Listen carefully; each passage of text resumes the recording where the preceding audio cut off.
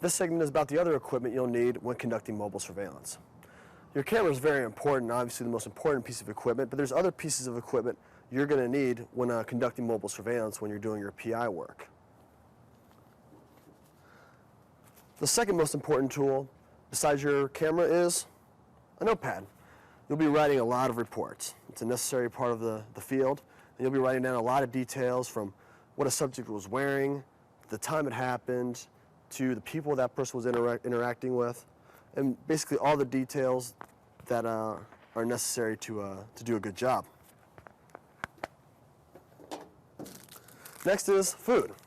While you're conducting mobile surveillance, you're not going to be able to run out to a Burger King or a McDonald's to grab something to eat. Once you get to your position, you're there until your subject turns out. A lot of people forget to bring food and they find themselves starving the entire time they're out in the field. Next are your binoculars. A lot of times you're going to need binoculars to read plates or to get a closer look at something that you can't necessarily videotape at the time. A lot of times you'll be using your binoculars to check to see if your subject is where they're even supposed to be. All I'm saying is there are times where you might want to conserve battery power, and binoculars come in useful.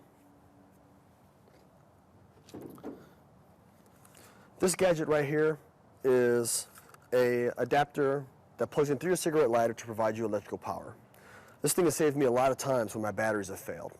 If you have one of these, simply plug it into your lighter, plug in your video camera to it, and boom, you're all set. And it's also very nice to have for other gadgets you might need, maybe a portable fan when you're working in hot weather, or things along those lines. It's definitely something very useful to have. Next, simply is water. You're going to be drinking a lot of it.